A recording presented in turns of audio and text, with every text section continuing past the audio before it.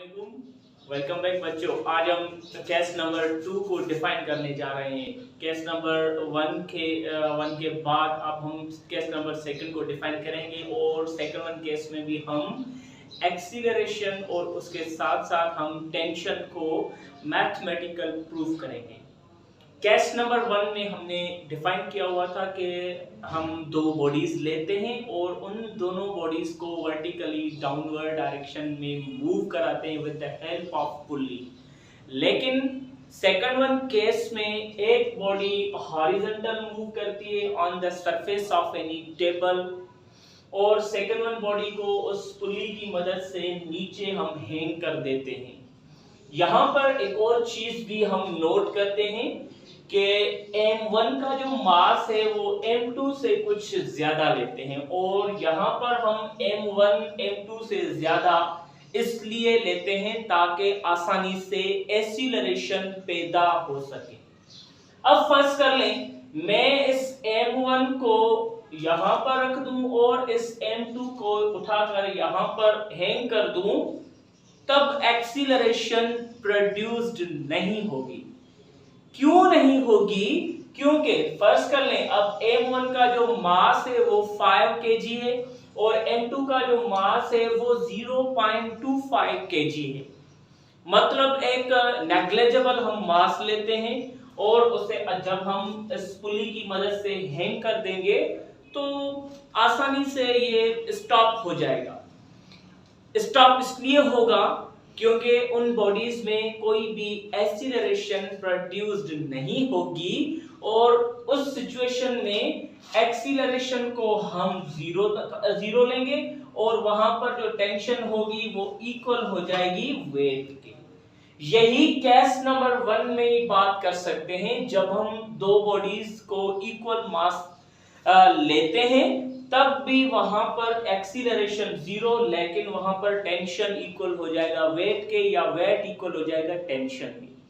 यहां पर भी यही एक सेम कॉन्सेप्ट आ जाएगा, लेकिन हम यहां पर करने क्या जा रहे हैं, इस पुल्ली की मदद से जो हम ये केस ले रहे हैं, सेकंड मास जो हम ले रहे हैं M1, वो M1 ग्रेटर लेते हैं किससे?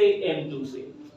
मैंने पहले तो इस ग्राफ को आप समझ लें। अगर ये ग्राफ आपको इजीली समझ आ जाएगा तब जाकर आपको ये स्टेटमेंट और इन दोनों पर जो फोर्सेस लग रही हैं वो आपको आसानी से समझ आ जाएगी। उसके बाद हम मैथमेटिकली एक्सीलरेशन कैलकुलेट करेंगे और उसके साथ साथ टेंशन को भी कैलकुलेट करेंगे कि टेंशन भाई इस बॉडी में कितना पैदा हो रहा है, एक्सीलरेशन कितनी पैदा हो रही है। अब मैंने एक पुली ले ली, उस पुली को किसी टेबल की कॉर्नर में मैंने फिक्स किया।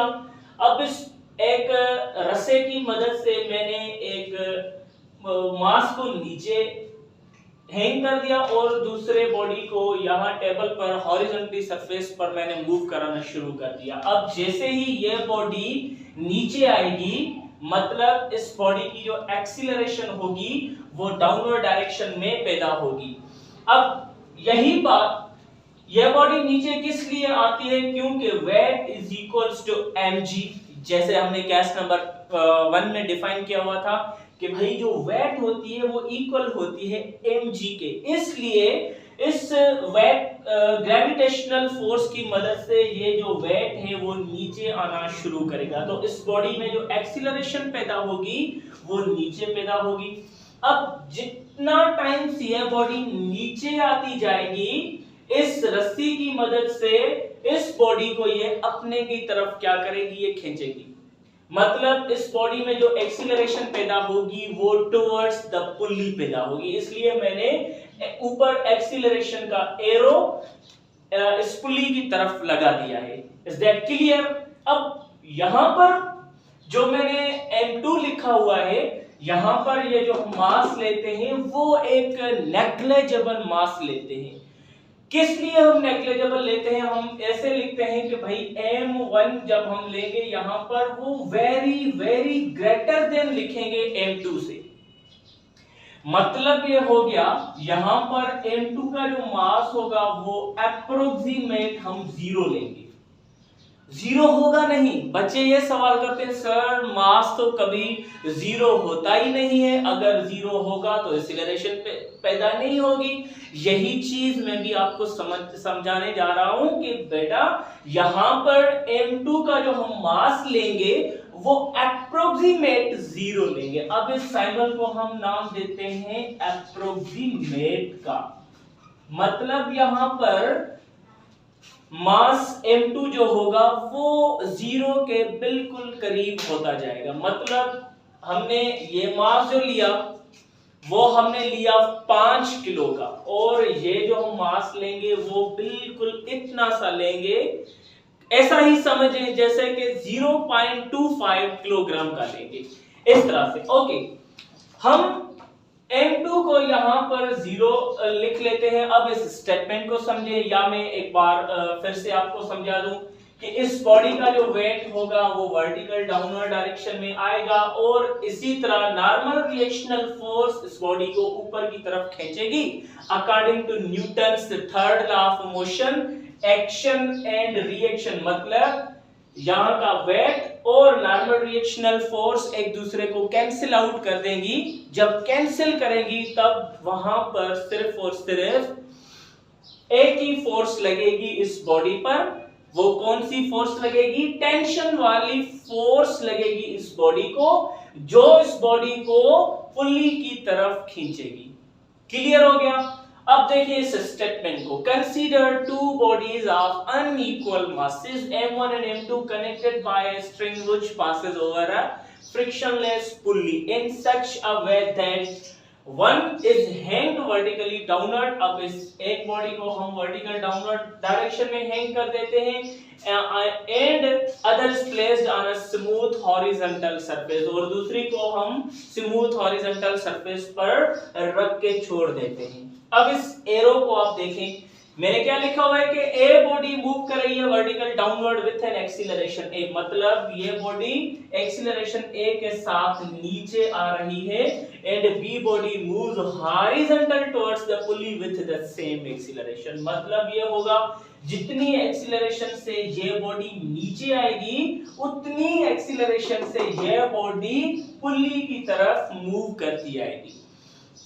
अब इस बॉडी पर तीन फोर्सेस एक्ट कर रही थी, वो कौन सी फोर्सेस थी यहां पर मैंने मेंशन की हुई है। अब यहां पर कुछ इस तरह से मैंने लिखा कि force acting on A body. अब आप इस ए बॉडी को ही देखें पहले, ये ए बॉडी जो फर्स्ट केस में डिफाइन किया हुआ था वैसे ही हम डिफाइन करेंगे, इसमें कोई भी चेंज नहीं आएगी।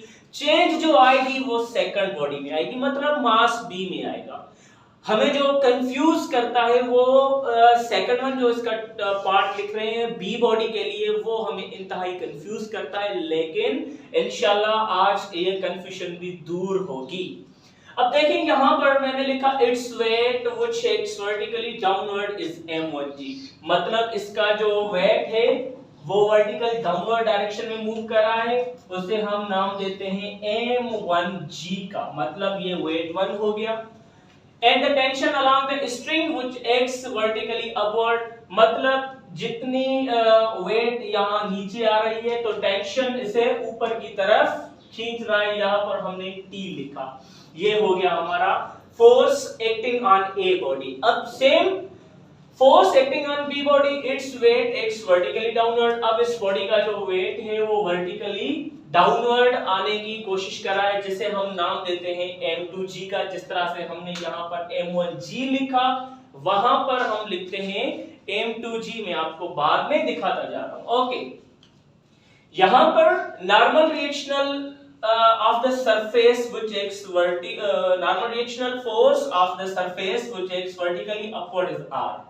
वहां पर उस बॉडी पर एक नॉर्मल रिएक्शनल फोर्स लग रही है जो उस बॉडी को ऊपर की तरफ उठा रही है, खींच रही है।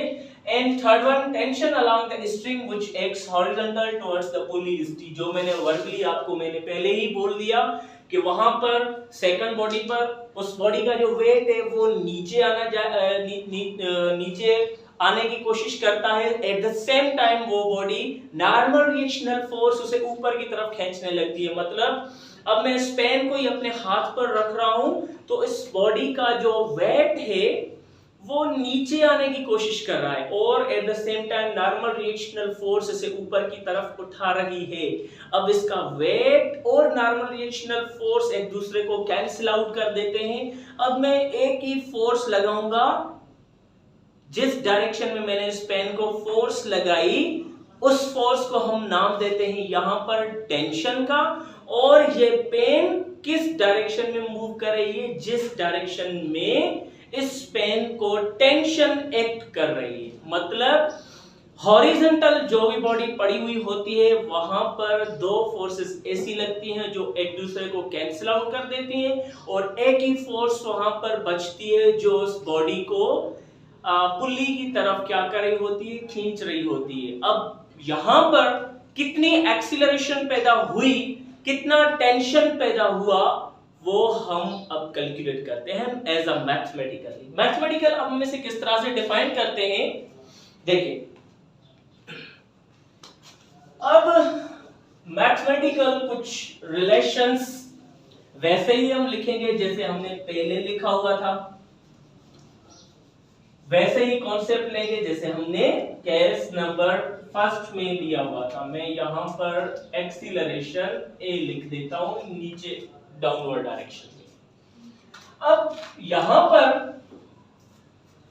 फ्रॉम बॉडी ए, अब m1 के लिए कहेंगे हम फॉर m1। अब यहां पर जो m1 है तो हमने लिखा कि भाई wait 1 is greater than t1, लिख सकते हैं यहां पर वेट 1 जो है वो ग्रेटर देन है t1 से, तो हम यहां पर वेट 1 से t1 को माइनस करेंगे जैसे हमने केस नंबर फर्स्ट में डिफाइन किया। तो हम यहां पर लिखेंगे w1 minus t1 which is equals to net force. Clear हो गया, जिसे हम नाम देते हैं एफ नेट के नेट फोर्स कितना लग रही है, वेट से टेंशन को हम माइनस करेंगे, या आप इस तरह से भी लिख सकते हैं net force is equals to w1 minus t1। जिस तरह से हमने पढ़ा हुआ है कि भाई वेट बराबर होता है mg के, तो आप यहां पर वेट का वैल्यू भी लिख सकते हैं। तो ये आपका हो जाएगा F net is equals to m1g minus t1 remain same लिखेंगे। अब उसके साथ साथ according to Newton second law of motion F equal होता है ma के, तो यहां पर नेट फोर्स की जगह पर हम उसका वैल्यू पुट करेंगे, तो यहां पर लिखेंगे m1a is equals to m1g minus t1। This is equation number first. Clear हो गया। अब यहां पर फर्स्ट इक्वेशन जो थी जैसे हमने केस नंबर 1 में बोला वैसे ही केस नंबर 2 में m1a इक्वल हो जाएगी m1g माइनस t के। Is that clear? अब केस हम बात करते हैं m2 के लिए। वहां पर तो मैंने एक ही चीज आपको बताई फॉर m2, वहां पर मैंने m2, यहां पर m2 का मतलब वेट 2 जो है वो अप्रोक्सीमेट इक्वल है 0 के। जब ये इक्वली 0 के है तो इसके ऊपर कोई ज्यादा बात करना जरूरी नहीं है। अब यहां पर जो नेट फोर्स होगी वो हम इक्वल लेंगे टेंशन से, मतलब जितनी फोर्स टेंशन लगाएगा उतना ज्यादा इस बॉडी में एक्सीलरेशन पैदा होगा। और आप इसको इस तरह भी लिख सकते हैं F is equals to ma। अब नेट फोर्स की जगह पर आप यहां पर लिखेंगे m2a is equals to t। This is equation number 2। अब ज्यादा मैं इसके ऊपर डिस्कस नहीं करा क्योंकि हमें ये पहले ही मालूम हो गया कि भाई वेट 2 अप्रोक्सीमेट इक्वल है 0 के। जब इसका 0 वैल्यू है तो आप इस तरह से डेरिवेशन करेंगे तो तभी जाकर आपको जो इक्वेशन बनेगी वो इस तरह से बनेगी। तो मैंने डायरेक्ट लिखा कि नेट फोर्स इक्वल हो जाएगी टेंशन के, और नेट फोर्स का मैंने वैल्यू पुट किया तो ये आ गया आपका m2a is equals to t। अब हम क्या करते हैं, ऐड करते हैं दोनों इक्वेशंस को, फर्स्ट एंड सेकंड इक्वेशन को। मैं यहां पर लिख देता हूं, now add both equations, now add both equations 1 and 2 for in acceleration A।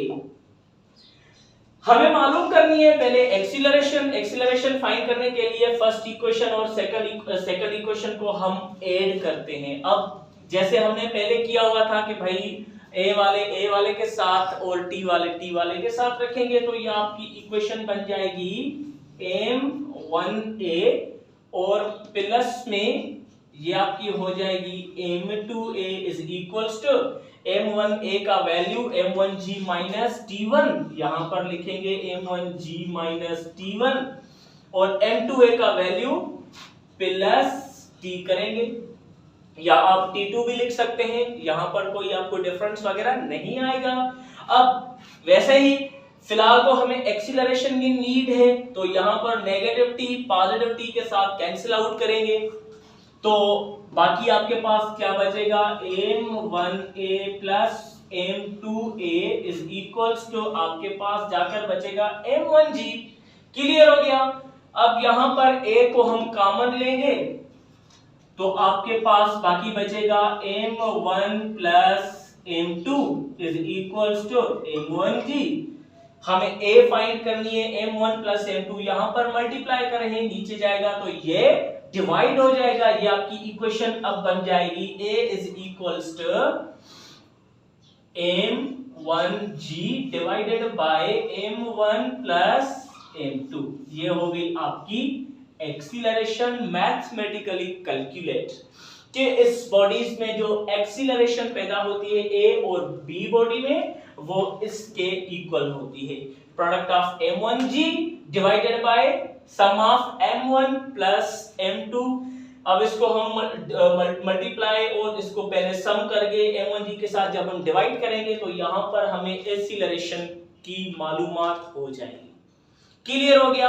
अब ये सिर्फ हमने फाइंड की acceleration. Now let's come to the other point, how much tension is produced in these bodies.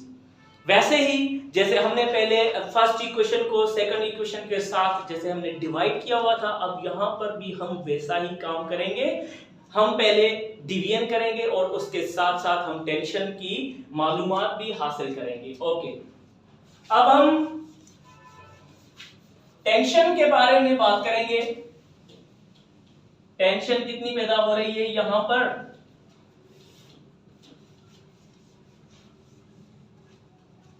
Okay, now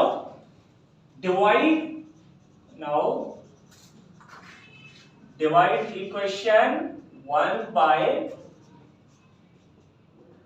2 for tension T। Tension T को हासिल करने के लिए फर्स्ट इक्वेशन को सेकंड इक्वेशन के साथ डिवाइड करें, तो ये आपकी इक्वेशन हो जाएगी m1a को m2a के साथ डिवाइड, m1a को हम डिवाइड करेंगे m2a के साथ इज इक्वल्स टू m1a का वैल्यू यहां पर है m1g minus t divided by T2 करेंगे, ये आपकी T1 है और ये आपकी T2, जैसा मैंने बाद में यहां पर भी मैंने वही बात कही थी। ठीक है, मैं यहां पर अगर T और T रखूंगा तो ये बच्चे सवाल करेंगे सर यहां पर टेंशन को कैंसिल कर दें। बेटा हमें फाइंड ही टेंशन करना है, तो टेंशन को किस लिए उसको माइनस कर दें, नेगेटिव कर दें, तब तो हमें हमारे पास कुछ भी नहीं बचेगा, तो हम फिर टेंशन किस तरह से हासिल करेंगे। इसलिए आप 1 and 2 भी लिख सकते हैं, या किसी किताब में या आपको 1 and 2 नजर नहीं भी आएगा तो कोई मसला नहीं है, आप लोग समझ जाएंगे तो यही आप लोगों को क्लियर होता जाएगा। अब यहां पर देखें एक्सीलरेशन कैंसिल, क्यों हम यहां पर एक्सीलरेशन को कैंसिल आउट करते हैं, क्योंकि एक्सीलरेशन हमने ऑलरेडी फाइंड की हुई है, अब हमें एक्सीलरेशन की जरूरत नहीं है। ओके, अभी आपके पास क्या बचा, बाकी m1 divided by m2 is equals to m1g minus t divided by t।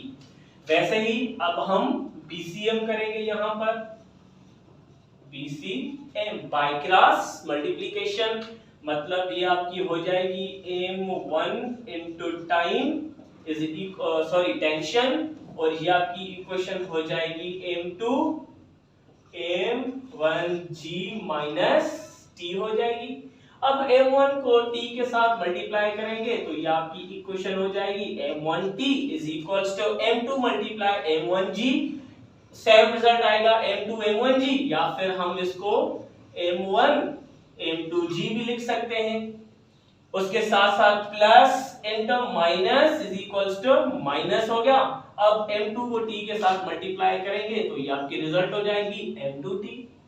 अब वैसे ही आपने रीअरेंज करना है, रीअरेंज का मतलब T वाले के साथ रखना है, तो ये आपकी इक्वेशन हो जाएगी M1T, M2T यहाँ पर माइनस कराइए वहां जाएगी तो ये हो जाएगी प्लस में M2T इज इक्वल्स टू, बाकी आपके पास बचेगा M1 M2G। Take T as common, T को हम यहाँ पर कॉमन लेंगे तो बाकी आपके पास बचेगा M1 सॉरी M2T1 यहाँ पर माइनस में है, वहां जाएगा तो ये हो जाएगा प्लस में, ठीक हो गया।